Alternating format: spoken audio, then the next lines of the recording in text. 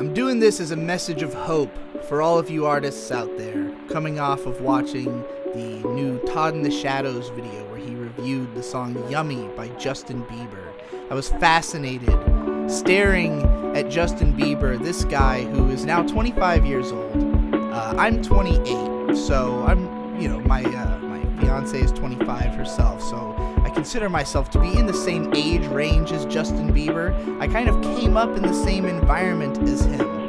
He was a child star when I was in high school. He was in middle school. I think he was 12, when he blew up. But he blew up through YouTube. Now, I'm a YouTuber myself, and I know a lot about how you market on YouTube.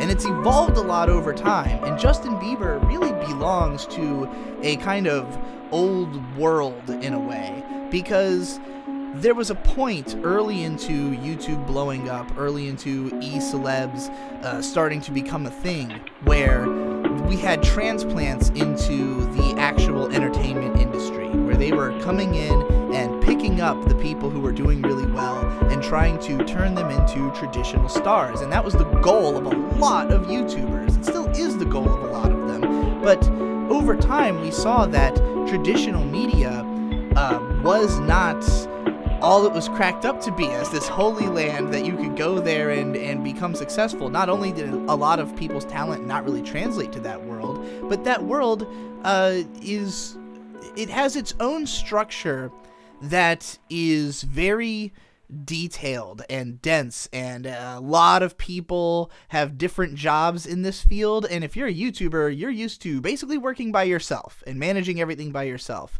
And in that context, making a couple $1 million through YouTube views is all you would ever want. There's no reason to even try to get into the traditional industry if you can become a millionaire just by making bullshit videos on the internet once a day that take you a couple hours and you drive a fucking Porsche.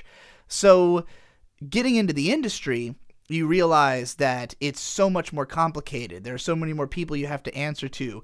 There is potential for you to make exponentially more money, because the way that the system is structured, if you become like a rap star or something, you've got pretty good odds of getting lots of brand deals and endorsements, and you can really make a shit ton of money. But it is often short-lived, because the fact of the matter is that there can only be a couple of people at the top at any given time in pop culture. You have to have the hit idea. You have to be the song of the summer, or else you're not going to be making those millions and millions of dollars.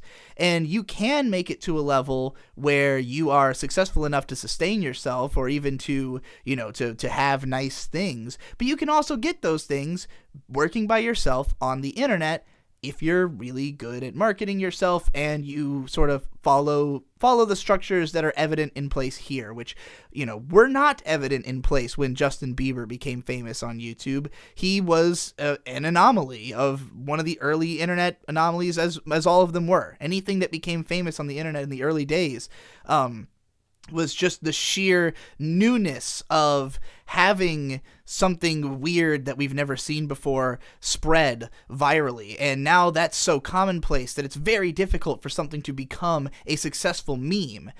People are trying to generate memes 24/7. The internet is completely saturated with it. And there are people who have the ability to try to force a meme through money or marketing, but you really have to have a good meme, because there is so much competition. There is so much free memery happening that there is no reason to come to you if you don't have a great idea. And this is it's a pumped up version of how everything has always worked. The industry has always been fooling itself. And it's because you can pump a bunch of money into something and get a bunch of money back, but you won't make crazy returns the way you will if you have the best idea. Let's say you make a new Star Wars movie, right? People talk about how the Star Wars new reboot was in some way a failure, or particularly the extended universe movies that they tried to make. Solo, for instance. These movies made back their budget. They're not failures. But the fact of the matter is that Star Wars is supposed to be able to just print money. it is supposed to be able, the way that the Marvel Universe currently does, for them to have these films coming out on a 1-year turnaround, and every single one of them makes $1 billion. And if one of them doesn't make $1 billion, but it just simply breaks even, then it's like, well, okay, this isn't really worth the effort to put one of these out every single year if we're just going to break even, or if we're just going to make a few $100 million instead of $1 billion, So that's why people talk about those movies in the context as though they were failures, even though it's rich people trading crazy amounts of money and coming out with more of it in the end.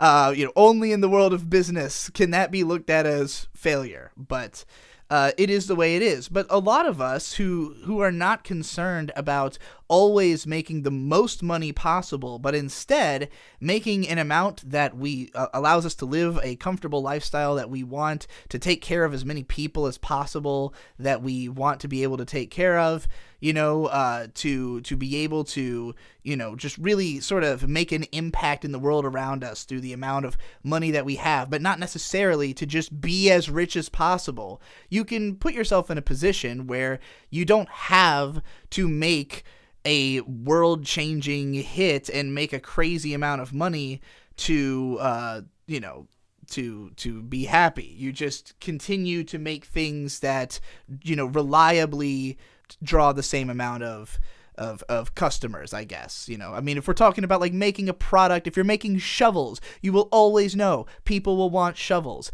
Maybe, as long as you keep adapting your shovels to the marketplace, if you're an established name, you should be able to keep your brand around because you have adapted to the needs of consumers and you have the advantage of having already been a name. So not only do people potentially trust you, but you should already have the means to invest in developments in future-proofing your business. And this is where I can start to talk about entitlement. How a lot of businesses, they don't do this. They don't reinvest into evolving their company because their concern, again, is not that they try to sustain themselves for as long as possible, making a certain amount of money and having a certain level of impact. They always want more. They want to make more impact, make more money, so that they can eventually find a settling point that they are comfortable with. But, who's ever really comfortable where they are? Like, people are usually trying to take measured risks over a long period of time to maybe make it to the next station, like getting a promotion. You stay at your job because you're like, I think if I stay here for another year, I'll eventually be making this amount of money, and that'll be hard to get elsewhere, and I'll be comfortable. I'll be able to live a lifestyle that I want to live, if I'm making at least that much. I'll still be trying for higher positions, but, I'm fine. I don't gotta bust my fucking balls every day to try to make more money. But like, what these people who their only focus is like make more. Well, the best way to make the most money fastest is to have the lowest over under. That the smallest amount you put in with the highest rewards reaped. This is the Sony model of filmmaking. Particularly, this is emblemized in the Adam Sandler movies that Red Letter Media has criticized heavily. That those movies, they basically capitalize on people's nostalgia for Adam Sandler and the people that he puts in his movies to make like the lowest quality, lowest effort possible films, full of product placement, and to, so that all the actors and stuff on the movie get paid extremely well. They like inflate the budget beyond what it needs to be so that they can just pocket the difference. And the movie will succeed on the back of decent marketing and the fact that people will continue to go see Adam Sandler. But the fact of the matter is that tactic only works because of the fact that people are legitimately nostalgic for Adam Sandler and will just keep go seeing these shitty movies. And by and large, most of them don't give a fuck. Like, most people, their idea of what makes a movie good or bad might just simply be that Adam Sandler is in it. There are a lot of people who are just, magnetized to the personalities of certain actors. And Adam Sandler has proven, time and again over the decades that he can do serious roles that people think he's amazing in. I mean, he was in a movie just last year that everybody was saying, like, he was, like, robbed of an Oscar nom for, But the fact of the matter is, the man will churn out trash because he can pay himself and his friends, and on the back of the fact that people will just go to see him. They'll just go to see his face real big on the screen. It's comfy and familiar and nostalgic, and it's just purely him taking advantage of the fact that his couple of popular films from the 90s, the reason that they are so embedded into people's consciousness is that they were rerun on TV a lot in the 90s. And same reason Shawshank Redemption is known by so many people, even though it was not a box office success, is just because, those films were cheap to rerun on TV. And that is a great marketing strategy that eventually, because of the fact that it had worked for these movies that people legitimately liked, then now that this has been recognized as a tactic, everybody dumps all their movies onto TV. And now there's tons of bullshit that nobody cares about, and most of it won't succeed. But again, it doesn't matter, because as long as they can just pull barely, some more profit than the amount of cost it takes to broadcast something, which is not probably that much, for people with this much money. They'll just keep pumping it on the airwaves, and eventually, maybe they hope it will become a cult favorite. But, stuff subsides because it doesn't, and it just fades away because there's new things that they can focus on. And basically, the way that you can sustain yourself as an artist at any scale, and I'm talking about I'm using the word artist to describe a entire company like Disney.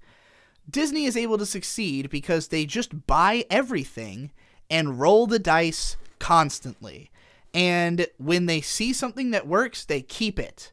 And they're very good at recognizing what works. I think that is the core of what makes them functional, is that they're great at recognizing what they need to do to make something work. But they have had failures. I mean, the Star Wars franchise, as we've said, was shaky for a while, but now that they've got The Mandalorian and they've got Disney Plus and they're going all in on that, they're going to make a bunch of other TV shows. They're going to say, fuck this film franchise bullshit. Star Wars is now a TV franchise. They're going to make really high budget shows. They're going to hire on HBO writers, and they're going to turn Star Wars into something that will completely fill a fucking Think Geek store. I can see it. If they play their cards right, if they follow the logic that they did with the Marvel universe, they can make that happen. And then they can build new films out of the popular TV shows, follow the anime model. I don't know why I'm giving them ideas. But my point is that what succeeds in the long run are good ideas. You need to have a good piece, something interesting that people are captivated by. And if you have the confidence that you have a good idea, you need to do everything in your power to make sure that as many people hear about it as fucking possible if you want it to spread. I think that as artists, we have a tendency to just admit defeat right away. We already don't like the thing we made because we see all these flaws in it, and so we're not even proud of the thing. And then even if other people say that it's good, we might just kind of shovel it out there, and it just gets whatever response it gets. We move along. And this is a way that we are just wasting our effort, and it's something that doesn't happen in other industries. It's not something that, if you were a business and you were, making, let's say, test versions of a product, right? Like miniature versions. Those miniatures are very expensive to make. Somebody has to make it very precisely. If the miniature is something that in the end can become the final product, and you have the means to make the product, it would be a huge waste of the investment in the figurine to then not make the product unless it just didn't make sense anymore. If it still makes sense to do it, then why wouldn't you? But that's not how artists think. We go, all right, I made this thing, and then we put it out there, and then we just say, all right, well, I guess that's it. And I've seen people do things all over the internet that work, that I will, not be offended by, that they do to promote their content, that I then don't adapt just because I don't know. I just don't stop to think about it, I guess. And, you know, I'm somebody who is obsessed with marketing, obsessed with studying it, obsessed with doing it, and I've gotten much better. I'm doing a good job. Kusomega in particular, I'm quite proud of my marketing effort so far on that, and, you know, we'll see how far I can take that in the long run. But and the RadCon 4 was an extremely successful marketing campaign that I have learned a lot from, that I will definitely be using as a model for future marketing campaigns. And I'll detail it and at some point, probably after the con, so that I can, you know, actually know how it all turned out. But here's an example. So you go on Twitter, right? Did you know that you can retweet yourself and you will then show up back at the top of your feed? Did you also know that you can undo that retweet and do it again later? It's kind of annoying for the people who see every tweet you make, but that's nobody, except for freaks like me who read their whole feed and don't follow that many Twitter accounts, which is not common, right? So it's basically similar to something that another I've seen otherwise, which is ICYMI. They say, in case you missed it, and then they post the thing again. This is basically the ICYMI. That's just there for the people who have already seen it before. You're basically saying, I know I showed you this before, but in case you missed it, here it is again. Well, for the new person, the ICYMI is just confusing. It's just, because first of all, you probably don't know that it stands for in case you missed it, but it took me a while to figure that out. But, like, you know, you're basically apologizing in so many words to, I guess, yourself for marketing yourself.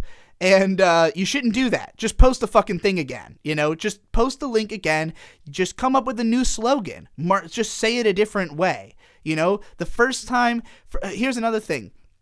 Never use the thing where YouTube just publishes a tweet of your video for you, because it's an ugly tweet and Twitter doesn't want people to go to YouTube, so they will they have an algorithm to make those tweets not appear to as many people. They won't show up in like a top tweets or whatever.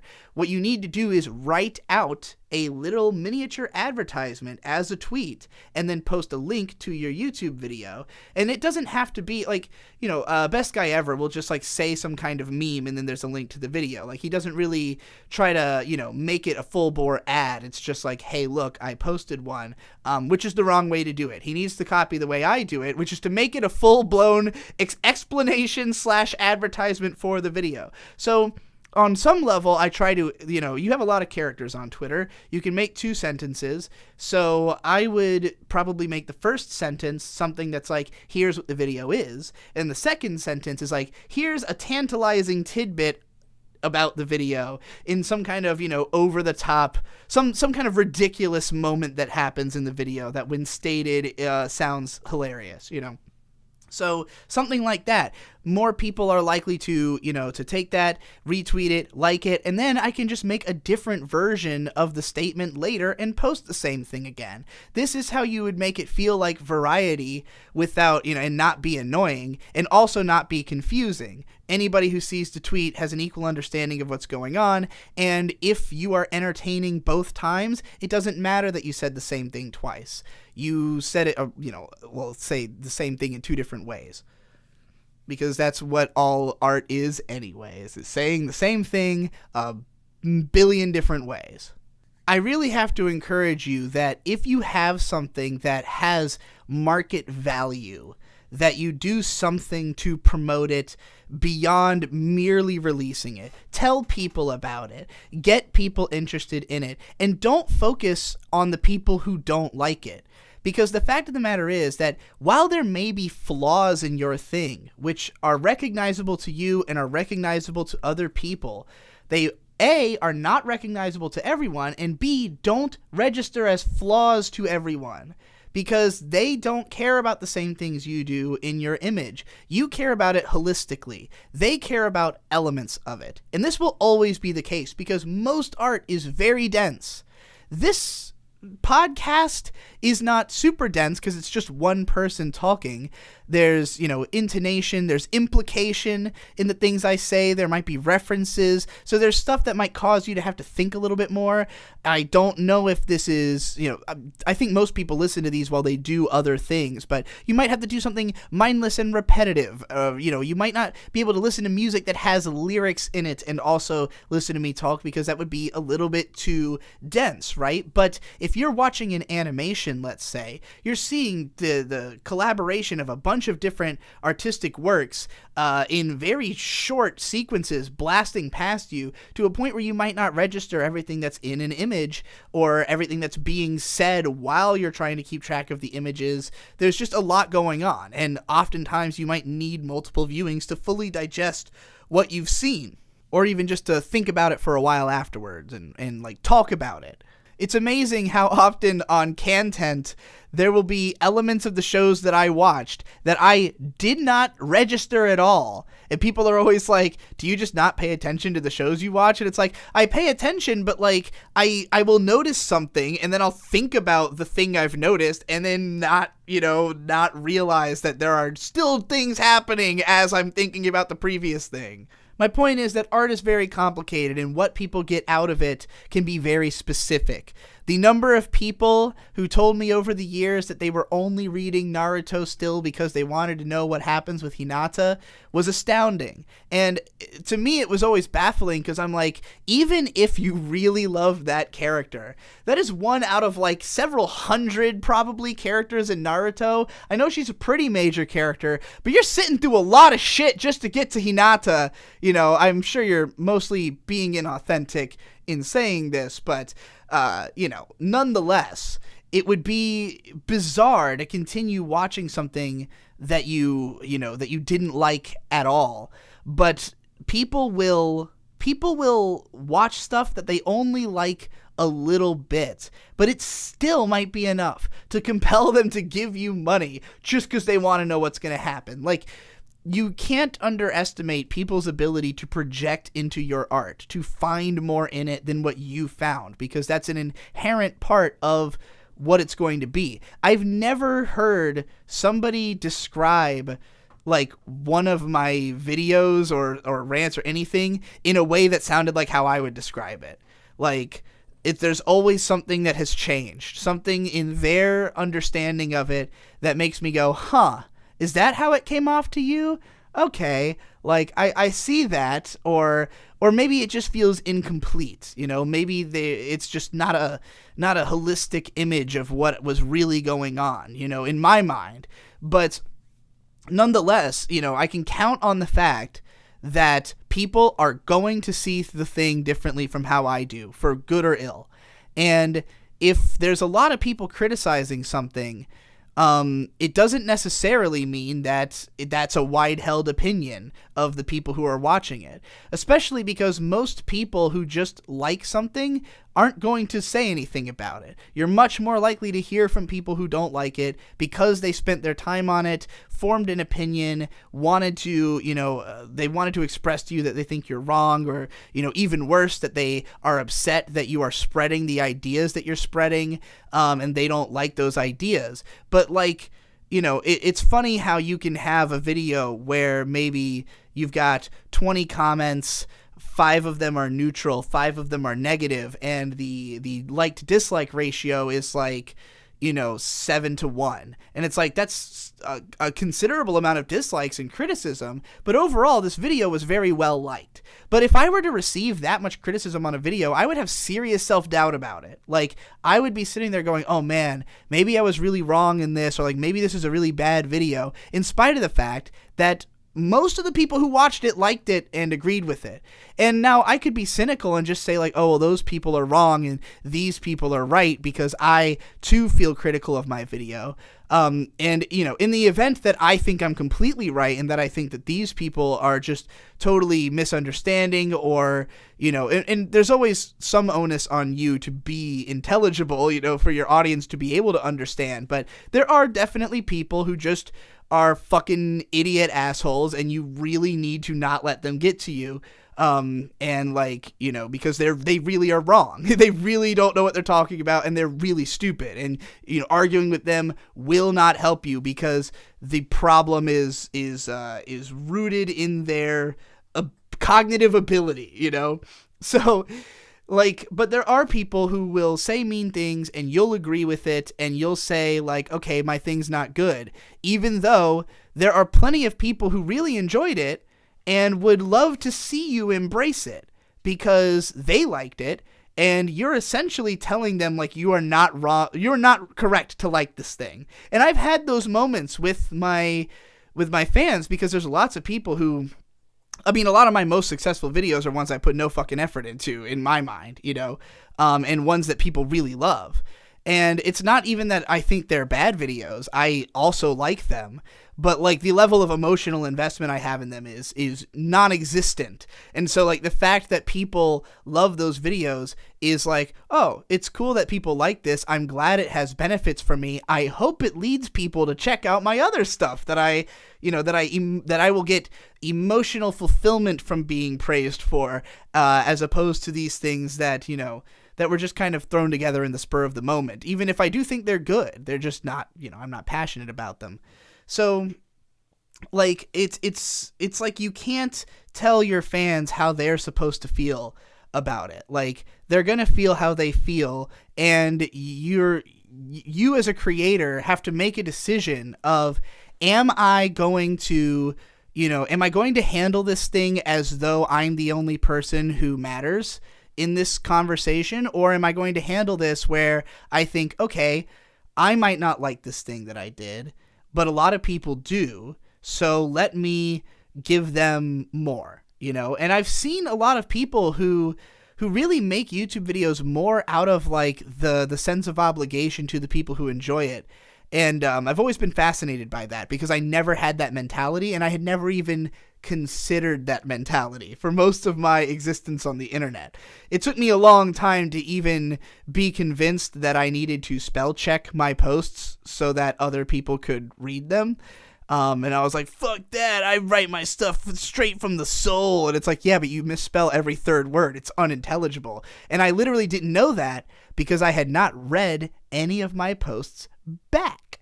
So that was me at 16, 15, somewhere around there. So eventually, through enough feedback and through feeling like, okay, well, I do want people to understand what the fuck I'm saying, I will try to make my videos more something for you to enjoy than for me to enjoy, having made. There's some give and take in order for me to be able to have a career doing this. And I'm fine with that, because in my own time, I can do the things that I really want to do, and I can release those things, and there's a greater chance that even if only 10 people like that thing, at least they'll be able to see it because I put it in front of a bigger audience than usual. But there's plenty of stuff I make to this day that I bury or just do nothing to promote. And like, I'm thinking about this song that I, granted, I do have a plan to promote this, and that I want to make an album of songs like this, but I took one of my old songs from this album I made called The World Over, which I'm extremely proud of, and I did not market very heavily, mostly because the songs can't really be posted on YouTube, because they get content ID'd, because they're all based on soundtrack music, and I just thought, like, it's so obscure and my mixing is bad, and I know that most people would hate this, and I don't want to put this thing that I have so much emotional investment in front of enough people to have to feel all the hate that it's gonna get, because I desperately want for more people to listen to this thing and to talk about it and to appreciate it, because I care about it so much and have continued to do so. But I have done very little to try and inspire more people to check it out, because I don't really know who it's for. Like, I don't know who the audience is. I don't know where promoting would make the most sense. But the fact of the matter is that getting in front of as many eyeballs as possible is always the answer. The answer is put it in front of as many people as you can, as many times as you can. And I see people who do this successfully, and it fucking works. It's amazing how you can make a Twitter account popular in a very short amount of time if you have enough good ideas that you just tweet constantly. And anytime a tweet is successful, retweet your own tweet, continue to promote it, continue to respond to people who respond to it, because that gives you more engagement, more promotion. Hit like, hit retweet on people. Like, you can make a tweet. If it's good, you can make it a huge hit through marketing. And that's something you can apply to any other medium. You just have to think like, okay, I have an album. If I want people to listen to it, I should be playing an excerpt from it at the end of every video I do. And I haven't done that largely because, I mean, I've had plenty of times where I've done this in plenty of videos. I've just never done it the way you're supposed to, which is every video. And the reason I don't is because people will bitch. And I read all my comments for the most part. I go in my Discord. I hear the bitching. I understand why people are upset. I understand. There a lot of these things are things I might make fun of somebody else for if they were annoying. But there's plenty of people who have done it and it hasn't been annoying. YMS, the way he launched his gaming channel was at the end of every fucking video for years. He had funny clips from his gaming channel at the end of his videos. Not everybody's going to think it's funny. I never found any of them funny. I never subscribed. I watched all those clips, never thought it was funny enough to subscribe to the channel, just because, I mean, I have watched some of his Let's Plays, and I just thought they were kind of boring. But, it doesn't matter. It didn't stop me from watching his videos because I liked the content. Like, I wasn't going to unsubscribe, even if I had bitched and complained, which I know plenty of people, there are people who have been subbed to me for 10 years and have complained about every fifth fucking video I've made. People are not that easy to shake loose if you keep having good ideas. As long as you keep having good ideas, you will always have a chance. It doesn't matter how much fucking shilling you do. It doesn't matter how much marketing you do, how much of a sellout you are. It doesn't matter. You will always be successful if you have good ideas. How do you guarantee that you have good ideas? Roll the dice constantly. Never stop trying. Every idea you have, get it out there, find out if it's good. How do you know if it's good? You'll know immediately because people will tell you. You just have to put it in front of people. Put it in front of as many people as you can, and make sure you put it in front of, like, okay, if you have a tweet idea and you tell it to your mom, and your mom is not who you think would find this tweet funny, and she tells you the tweet's not funny, that's not good enough. Find somebody who you think would find it funny, ask them if it's funny. Well, tweet it anyways, but if they think, here's what you do. You tweet it, you show it to your friend, you tell them, if you think this is funny, retweet it, and then you build from there. You put it in front of people. You got to at people, just randomly at celebrities who you think would find it funny. A lot of people do that, and it actually works. I get those all the fucking time. I ignore most of them because they're usually not funny. But, I mean, I'm not going to fucking block you just because you did that. I mean, if you push it, I probably will at least mute you eventually. But, whatever. Who gives a fuck? Like, who cares if I block you? Spam people. Do whatever you got to do. Get your shit out there. Because it will not get out there if you don't make it happen. It's the only way. The only way to make it happen is to push it. Now, you do have to recognize if your idea is not good as fast as possible. As soon as you think that this idea is not catching on the way you want it to, you can try to remanufacture it. And a lot of people, they get too attached, they can't let go. They've come so far with this idea. How can I just abandon all the work I've done? But you have to always remember the sunk cost fallacy. You don't get the money you've spent back if you keep spending money. You only get the money you spent back if you have a hit. And if there's already signs pointing to the idea that this is not the one, you need to either, if you're early on in the process, that you can shift gears and try to make it into something else and radically shift, and you still have the money to do that, you got to do it. But if it's like, oh no, like, I mean, maybe if you release the thing, you'll recoup the budget, but like, don't do it if you know it won't work. If you know it won't recoup the budget, don't fucking publish it. Just throw it away. Just cut the losses and run. Your investors will probably hate you, but you will have a better future than if you fuck this up worse. And this is all bringing me back to the Justin Bieber video, because Justin Bieber's trying to force a meme. He has a bad idea. It's called Yummy. He has a song and a meme. It's an idea that you describe somebody as having that yummy. Girl, you got that yummy, yummy, yummy, yummy, yummy, yummy. That's the chorus of the song. Sung poorly from a person who can sing, but no, he sounds like shit. Generic beat. Just sounds like anything you'd expect to hear on the radio. It is not particularly offensive. It's just uninspired and uninteresting. And the song came out. It did not hit number one, even though it was still a hit. But Justin Bieber has been obsessively trying to manufacture a greater success for this song through marketing and through throwing money at it. And it's not working. And the reason it's not working is because it's a bad idea. It is a dumb song that didn't catch on. And when it comes to viral sensation on the internet, if it doesn't catch on right away, it's not going to. You know, like, there are memes that maybe catch a second wind because it wasn't funny when it came out, but now it is, or more people understand the context of it.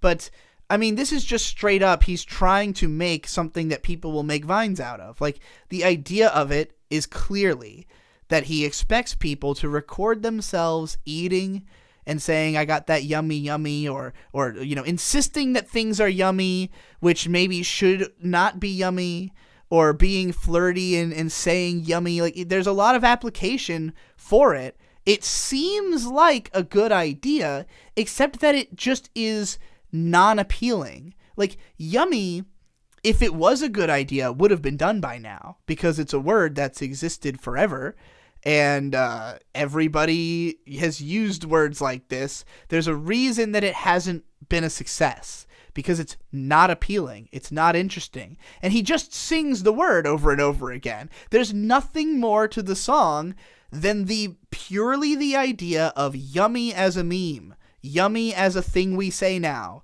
You got that yummy. That is, I'm proposing that to culture. And a lot of songs are propositions to culture, but they're from the heart. If you have an idea and people like the idea, they'll go with it. It's not that you can't do it cynically. You can, but you just have to have legitimately good ideas. And, having good ideas, not only does it mean really understanding why people like things, but yourself liking things. Like, that's the easiest way, is to just do what you're enthusiastic about. Most rappers are rap fans. They listen to guys they like, they imitate them, they sample each other, they constantly are reusing the same lyrics over and over again in different songs over decades in reference to one another, because they're excited about that music and they want to talk about it. And other people who feel that excitement, they get excited too. But if you come at it from the perspective of like, okay, I've made memes, let me try to think of a new meme. Well, everybody likes to eat. We like eating memes. So what are some yummy? What if it was you got that yummy yummy? That's, yeah, okay. Let's go with that. And then they make a whole song and they make it up to the full production studio standard of, like a high budget single, and they release it. And people are like, and then he's like, oh, fuck. Maybe they're not getting it. Let me make some memes. Let me make some TikToks, and he starts promoting the single. And then he gets to a point where this is what I really wanted to talk about, because Justin Bieber resorts in the end to YouTuber tactics to try to promote this song. And I apologize to anybody who hasn't watched the Todd in the Shadows video and maybe is a little lost in what I'm trying to describe or just doesn't know what's going on with this situation. But at some point, Justin Bieber starts promoting his single by literally putting like images on his Instagram and Twitter that like instruct you on how to like create a playlist of the song on Spotify and just loop it all night while you sleep. And like, you know, these methods of basically asking his audience, like his most dedicated fans, to help him to manufacture this song being a #1 hit. And it's not that there's not artists who have done this plenty of times in the past, but it's very much the tactic of online people. Is like, you know, we get into contests or something and we go like, oh, you know, promote to my fans, hey, I'm in this contest, it'd be really cool if you guys came and voted for me. And usually whoever wins those contests is whoever did that and had the biggest fan base, you know. You could see it with my placement in the Watch Mojo top 10 anime YouTubers list, where the only 2 people who promoted it at all were that anime snob who made whole videos about it and managed to break the top 10, and myself, who made like 1 tweet about it and was voted up to like number 8, and then they put me at number 4 because like the Watch Mojo people just seemed to think I was better than the ones that were above me. Just like the most basic form of this type of marketing is just like saying, hey, I'm in this contest, go vote me up. You know, the contest in Justin Bieber's case is the leader, the Billboard Top 100, and you know, he's actioning his fans to go vote him up. It's really hilarious and kind of baffling to see somebody who started as a YouTuber, who is on some level an internet celebrity, but was picked up over a decade ago, I think. Yeah, over a decade ago. Somebody who was picked up by the mainstream record labels 10 years ago is now, you know, after enjoying all this success where he didn't have to do his own promotion, he didn't have to call on his fan base necessarily to make something happen, where, you know, the industry is promoting him heavily because he has hot songs. You know, he is himself a good idea in that he's marketable, he's got a pretty face, got a decent voice, he's been scouted by good producers who have, you know, made good music for him in, I don't know, scare quotes. I don't like any Justin Bieber songs, but I don't think they're offensive in particular for the most part, except for fucking any of the ones that have the stupid Caribbean beats behind them. But for somebody who's been in that position to be coming back to the internet for his self-promo, what it tells me is that, you know, the mainstream industry, they're looking at him and they're saying, oh, you didn't make a hit. Like, they already understand. They already know that it's over for this song because they have plenty of other songs that they can promote. You know, there are younger, newer, fresher artists making big hits constantly. The music industry, you know, it may have had to downsize to enter the streaming era, but things are going good in the streaming world right now. Music sales are on the rise again through streaming. You know, there's healthy competition, tons of new artists coming out, tons of hype going around. What is the need for Justin Bieber, as Todd in the Shadows asked in his video? And so the industry would already understand that. So the question then comes to, can he market himself to the internet? Because he is an internet star. He came up through viral sensation. You know, having a mainstream hit is basically just having a viral hit, but in a mainstream context, there's just a lot more machination behind making it happen on the part of, you know, specific groups with lots of money, as opposed to groundswell from fans giving a shit about it. But, you know, Bieber, he might be able to rely on like a hardcore dedicated fan base to help promote his stuff, but how many people are left in that fan base? Those people have, you know, he was popular again when he was a teen starlet. You know, his success in his later years, I think, came more from manufacturing an interesting idea of his comeback into culture as somebody who was, you know, sorry but not sorry, somebody who is like still devious. He makes a song called Fuck Yourself, you know, like they capitalize on the edginess of the person that he's kind of become for that release, and it worked to his success. But I don't think that generated new fans. That's just an event narrative in culture. It's something that you read about in TMZ. It's good for the meta narrative, but it's not necessarily something that would, I think, create new hyper dedicated fans the way that he had with teenage girls when he was a kid, because he was a kid. And I think that, there's no way that he could ever recapture that. So the only way he can continue to be successful is by continuing to have good ideas, like what Sorry was for him, for his career. And Yummy's not a good idea. And there's no other ideas on the album from what people have said. He put out a new album. It's mostly been, from what I've seen, panned. Anthony Fantano gave it a not good, which is not good.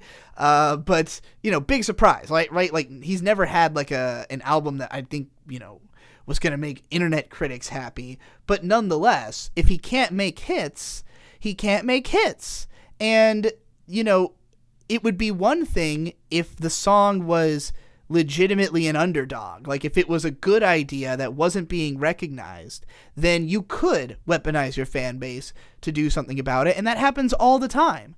We see a lot of the time where popular underdogs who do know how to market themselves well and to action their fan base, their cult fan base, they lead, campaigns through social media to try to get more recognition, and it works sometimes. And it's worth doing if you have that kind of ability. If you have people who really care about you, who are willing to go to bat for you and try to promote you, even if it's just through sending all your content places. Like, I used to have very dedicated people always posting my stuff on r/anime, because I was banned from forever ago, and obviously my videos make sense to be posted there.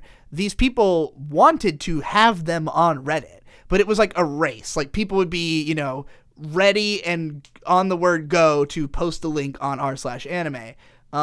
So for me, it was like, thank God somebody is doing this promotion for me. I don't have to go out of my way to manufacture this. Like, I didn't tell anybody to do this. I have had times where I've told people, hey, can somebody share this thing on a Reddit board or something like that? If you are a member of that board and you think it fits the discussion, if you're willing to do this, then please do, because I can't just go in there and self-promote, even though my thing is relevant to these people and they might like it. Which is why the fucking rules around self-promotion are fairly ass backwards in a lot of places on Reddit, but whatever.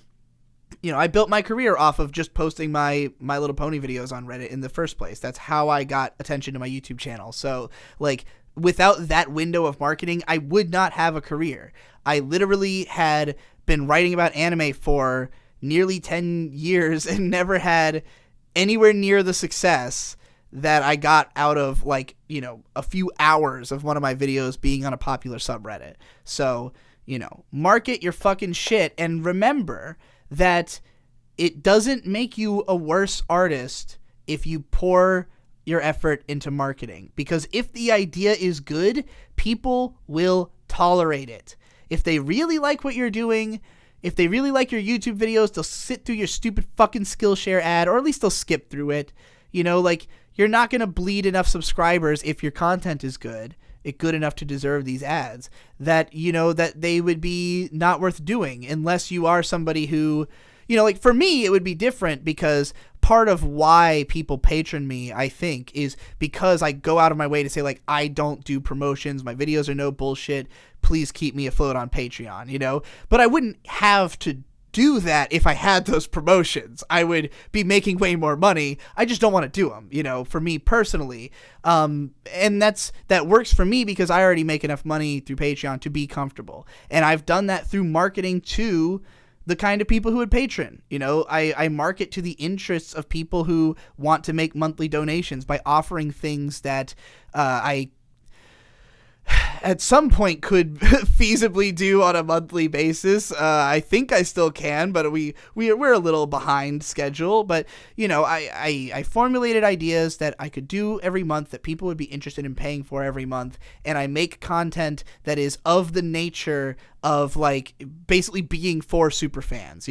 For people who want to watch constant Digibro content, because that's the most comfortable way for me to make my living, because I have to answer to only the people who care about the content, not to advertisers, not to anybody else. But that's a way more complicated style of marketing that's only really doable if you are a content machine like me, who the reason that I'm able to have good ideas consistently is that I just constantly throw out ideas. I make videos all the fucking time. I always have shit coming out. A lot of it does not really do anything, you know, like it might work for just those core fans, but if it doesn't grow beyond those fans, if it doesn't even reach my actual subscribers on my YouTube channel, then it's kind of like, okay, well, that was fun, but you know, now let's make another one, because we gotta keep throwing darts until something hits that bullseye. But I am terrible at marketing myself. I'm trying to do a better job, and I really hope you will too. Just don't look at it as like, you know, I understand that it's a pain in the ass and that you might hate doing it, but your fans aren't going to see it the same way you do. Some of them might, but fuck them. You need to make money. If they don't want you to make money, they don't want you to live your fucking life, then they can go fuck themselves. You know, they don't have to give you money. They just have to listen to you ask kindly for the people who do have money, who do want to give it to you to help you live, which I think is very fair. So, you know, market your shit, and remember, if the idea is not good, cut and run, because no amounts of industry backing, no amount of forcing a meme, no amount of, you know, plays will get you will make a bad idea succeed. And it might succeed in the kind of way where a normal onlooker says, well, it still broke the Billboard Top 200. It was almost a #1 single. Like, that's a success. But it's not a success in the perspective of Justin Bieber. And if somebody who has that much power is using it that poorly, it means they will not maintain that power for long. And that's why we comment on narratives like this in pop culture, why we fixate on, oh, he can't make #1 hits. Taylor Swift can't make the kind of hits that she could a couple years ago.